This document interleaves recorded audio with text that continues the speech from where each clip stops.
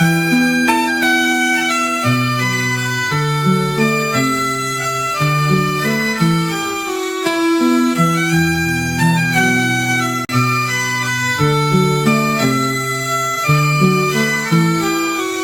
Guys, welcome back to Canada bioscope. इस episode में मैं आपसे कुछ बहुत क्रिटिकल और बहुत सेंसिटिव बात करना चाहता हूं, जो कि डायरेक्टली कनाडा के इमिग्रेशन से रिलेटेड है और इंडियंस के कनाडा में जो रेपुटेशन है और उसके स्टेटस से जुड़ा हुआ है। इंडियंस ने अपने आप को इंटेलेक्चुअल स्टैब्लिश किया है पूरे वर्ल्ड में। कि आपको पता है कि इंडियंस अनसिविलाइज्ड और अनकल्चर्ड भी एस्टेब्लिश हो चुके हैं, स्पेशली कनाडा के अंदर। हर कंट्री में दो तरह की कैटेगरी पॉपुलेशन की होती है, एजुकेटेड कल्चर्ड, अनएजुकेटेड, अनकल्चर्ड। मैं आपको एग्जांपल यूएस की कुछ टॉप शॉट कंपनीज का देना चाहता हूं, जैसे Microsoft, Google, Honeywell, IBM, adobe. तो ये सारी कंपनीज के जितने भी सीईओज हैं वो सारे इंडियंस हैं। अच्छा, आपने कभी ऐसा सोचा है कि यूएस हमेशा इंडिया से हाई क्वालिटी की मैन पावर ही क्यों बुलाता है? इसका रीजन ये कि यूएस की इमिग्रेशन पॉलिसी वेल डिफाइंड है। यूएस रिसर्च के बेसिस पे फॉरेन मैन पावर बुलाता है। वो कनाडा की तरह कुछ भी कैसे भी किसी को भी अपनी कंट्री में नहीं आने देता, उसके पास कोटा सिस्टम है। यूएस इमिग्रेशन पॉलिसी को एस्टेब्लिश करने से पहले बहुत डीप रिसर्च करता है कि उनकी कंट्री में कौन कौन से ऑक्यूपेशंस की मैन पावर की शॉर्टेज है, और उसी के बेसिस पे वो लोगों को बुलाता है। लेकिन कनाडा इसका बिल्कुल उलट है। कनाडा ने कोई रिसर्च नहीं करी कि उनको कौन से स्किल वर्कर्स चाहिए। उन्होंने बस एक सेट पैटर्न कर रखा है, जो कि अब एक ओल्ड स्कूल हो चुका है। इसी वजह से फॉरेन मैन पावर या इमिग्रेंट्स की क्वालिटी मेंटेन नहीं हो पाती कनाडा में। पिछले कुछ सालों में मेनली जो इमिग्रेंट्स की तादाद थी वो रेफ्यूजी और असाइलम क्लेम करने वाले प्रोटेक्टेड इमिग्रेंट्स की थी। रेफ्यूजी प्रोग्राम में तो इंडिया ने गोल्ड मेडल जीता हुआ है। रेफ्यूजी और प्रोटेक्टेड प्रोग्राम के अंडर नॉर्थ इंडिया से मेनली लोग आते हैं, जो कि विजिटर वीजा पे आते हैं या इलीगल बॉर्डर को क्रॉस करके असाइलम क्लेम करते हैं। जो लोग इलीगली यहाँ पर आके ठहर जाते हैं, चाहे वो विजिटर वीजा पे आए या बॉर्डर क्रॉस करके आए, उनसे जब पूछा जाता है कि आप यहाँ पर क्यों आए हैं, तो वो कहते हैं कि जी मेरे को अपनी जान का खतरा है, मेरे को मार दिया जाएगा क्योंकि बीजेपी मेरे पीछे पड़ी है। मैं आपको बता रहा हूँ, वो स्पेशली बीजेपी बोलती है कि मेरी जान का खतरा बीजेपी से। और ये लोग वो लोग हैं जो कि इंडिया में कुछ पढ़े लिखे नहीं है, इंडिया में भी नशा करते थे, कोई सक्सेसफुल इनका करियर नहीं था, 10वीं 12वीं पास हैं हार्डली, और इंग्लिश में बिल्कुल कम्युनिकेट नहीं कर सकते। क्या सोच के वो कनाडा में आते हैं कि हम अपनी लाइफ जिएंगे।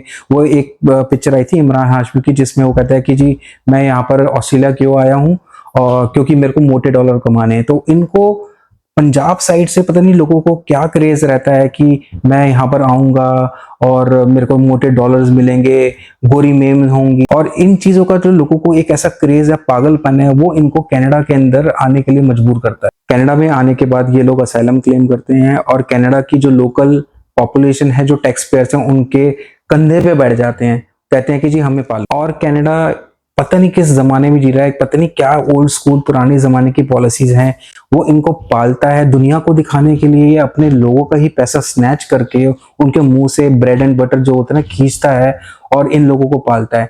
जब ये लोग यहाँ पर आते हैं इनिशियली, तो इनको होटल्स में रखा जाता है, इनका प्रॉपर इंटरव्यू होता है, जी आपको ये बताओ कि आपको क्या कमी है। तो ये अपना इतना बड़ा मुंह फाड़ते हैं, ये कहते हैं जी मेरे पास रहने के लिए जगह नहीं है, मेरे को रहने के लिए का प्रबंध करो। ये लोग यहाँ आते हैं और अपने पैर पसार लेते हैं, और ये लोग अपना जनजात अधिकार समझ के, क्योंकि ये प्रॉपरली ट्रेन होके आते हैं, यहाँ के लोकल लोग और इंडिया के लोग इनको इतना समझा बुझा के पढ़ा के भेजते हैं कि इन लोगों को पूरी चीजें रटी रटाई होती हैं। ये कहते हैं जी मेरे पास रहने की जगह नहीं है, मेरे को फोन बिल के लिए पैसा चाहिए, मेरे को ग्रोसरी के लिए पैसा चाहिए, मैं जहाँ रहूंगा मेरे को उसके लिए फर्नीचर चाहिए, मैं इंग्लिश नहीं बोल पाता हूँ, मेरे को इंग्लिश की क्लासेस चाहिए, मेरे को रेज्यूमे क्रिएट करने के लिए हेल्प चाहिए, मेरे को ग्रूमिंग करो मेरे लिए प्रॉपरली, और इनको वर्क वीजा मिलने के बाद इनको अनएम्प्लॉयमेंट अलाउंसेस मिलते हैं। तो ये लोग इतने शातिर दिमाग के लोग हैं कि आते ही कनाडा की वेलफेयर पे टिक जाते हैं, और बेचारा कनाडा इनको अपने दूसरे बाप की तरह पालने लग जाता है। बहुत इंटरेस्टिंग चीज ये है कि यही लोग जो इंडियन असाइलम पे आते हैं, वो कनाडा के इस स्वीट जेस्चर का कैसे फायदा उठाते हैं। ये यहाँ पर आकर क्रिमिनल एक्टिविटीज करते हैं, लूटिंग करते हैं, रॉबरी करते हैं, स्कैम्स करते हैं, ट्रैफिक रूल्स को ब्रेक करते हैं, यहाँ की लोकल लेडीज से शादी करते हैं, या पंजाब से लड़कियां बुलाते हैं, उनके साथ डोमेस्टिक वायलेंस करते हैं, साफ सुथरी सड़कों पे गार्बेज फेंकते हैं, बीचेस पे जाके पॉटियां करते हैं। इनकी महिमा के गुणगान करने के लिए एक बुक लिखनी भी छोटी पड़ी। यहाँ की गवर्नमेंट पुलिस को मैं मासूम कहूँ या बेवकूफ कहूँ, ये लोग इन लोगों को बेल पे फिर छोड़ते हैं। उन लोगों की गाड़ियां चोरी करते हैं, जब इनका पीछा किया जाता है तो पुलिस की गाड़ी को ही टक्कर मार देते हैं और फिर दोबारा बेल पे फिर छूटते हैं। तो ये जो साइकिल है ना, ये बार बार बार सर्कल्स एंड सर्कल्स में रिपीट होती रहती है, रिपीट होती रहती है। So I really pity on Canada government की ये क्या फिलॉसफी लेके चल रही है, किस हिसाब से इनको पाल रही है। अगर मेरे पॉइंट ऑफ व्यू से देखा जाए तो मेरे को पर्सनली फील होता है कि पिछले 5 साल कनाडा के डार्केस्ट ईयर थे। कनाडा अपनी पॉपुलेशन, अपनी जो जनता है उसके लिए बिल्कुल ट्रूथफुल नहीं रही और इन्होंने बिल्कुल कैनेडियंस को इग्नोर किया है। मेरे जैसा बंदा जो यहाँ पर मेरिट्स पे आया है वो अपने आप को चीटेड फील करता है। मुझे लगता है कि यार मेरे से अच्छे तो ये लोग हैं, काम ढीले का नहीं करते और दुनिया भर के वेलफेयर के ऊपर पलते रहते हैं। सेम सिनेरियो पहले यूएस में अर्ली 90s में होता था। लोग ग्रुप बनाकर पंजाब से, नॉर्थ इंडिया से यूएस में आते थे। जैसे कोई कल्चरल प्रोग्राम है, उसमें भंगड़ा की टीम है, भंगड़े की टीम आ गई। भंगड़े की टीम के अंदर अगर 20 लोग हैं तो उसमें से 15 लोग गायब, और गायब होने के बाद वो वापस असाइलम क्लेम करते थे और फिर वहां पर केस लड़के सिटीजन बन जाते थे। तो सेम सिनेरियो जब यूएस में होता था तो यूएस ने लेसन लर्न किया। अब उन्होंने अपनी पॉलिसी को फर्दर स्ट्रिंजेंट किया कि उनको ब्रीच करना आसान नहीं था।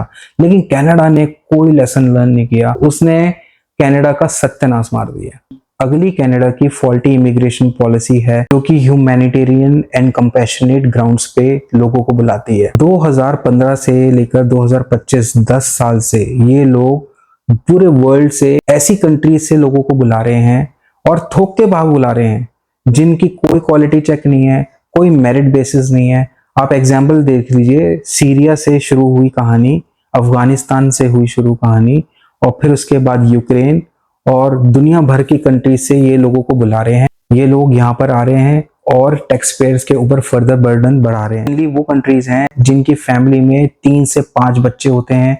कनाडा में एक चाइल्ड बेनिफिट का प्रोग्राम होता है कि अगर आपके बच्चे हैं, उनको अच्छा न्यूट्रिशन, उनको अच्छी स्टडीज, उनको अच्छा क्लोथ्स के लिए वो उनको हर महीने के अंदर $500-650 हर बच्चे को मिलता है। इन लोगों का एक फंडा ये है कि मेरी फैमिली में जितने बच्चे होंगे, मेरे पास फ्री की इनकम है, आदमी को काम करने की जरूरत ही नहीं है।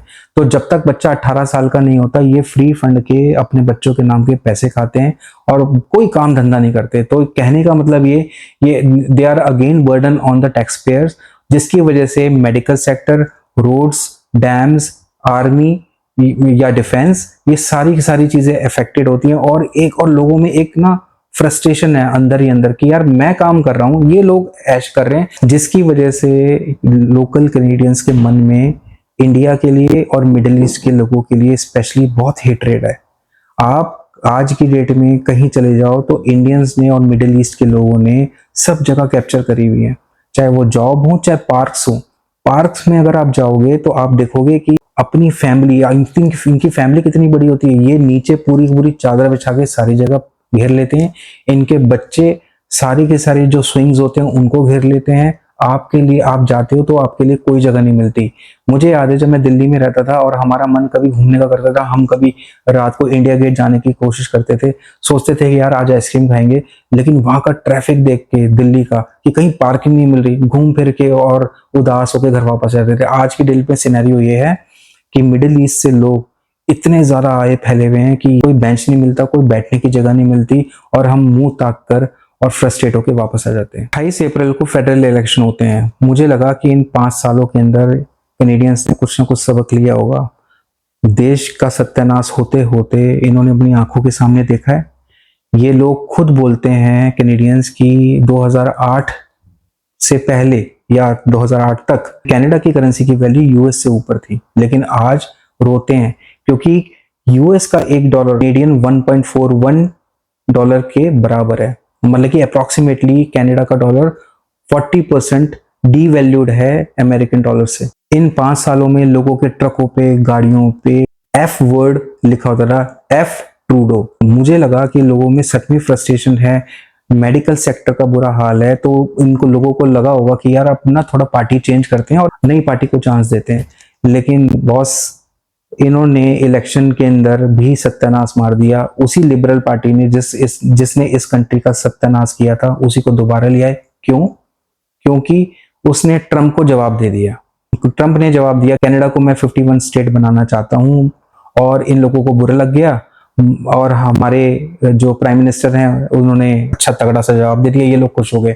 अच्छा, एक चीज और आपके साथ शेयर करना चाहूंगा कि यहाँ पर लोकल जो कैनेडियंस हैं, इन लोगों के अंदर ना एक अंदर ना कॉम्प्लेक्स है। ये या तो ये जानते हैं कि ये यूएस के साथ compete नहीं कर सकते, तो ये हमेशा यूएस की बुराई करते रहते हैं, कहते हैं यूएस ऐसा है, यूएस वैसा है, और हम लोग उनसे बेटर हैं। ये इसी ही एक कॉम्प्लेक्स में जिए जा रहे हैं, और अपनी छोटी मोटी जीत में ना बड़े खुश होते हैं कि हमने यूएस को हरा दिया। तो दोस्तों, ये मेरा कनाडा की इमिग्रेशन पॉलिसी के लिए पॉइंट ऑफ व्यू था। आप मेरे इस पॉइंट ऑफ व्यू से कितना एग्री और डिसएग्री करते हैं, प्लीज मेरे को कमेंट्स में लिख के भेजिएगा। आज के इस छोटे से एपिसोड में बस इतना सा। मैं आपके साथ नेक्स्ट एपिसोड में फिर जल्दी ही मिलूंगा। In the meanwhile please keep in touch, और मेरे चैनल को सब्सक्राइब और शेयर करते रहिएगा। Thank you, bye.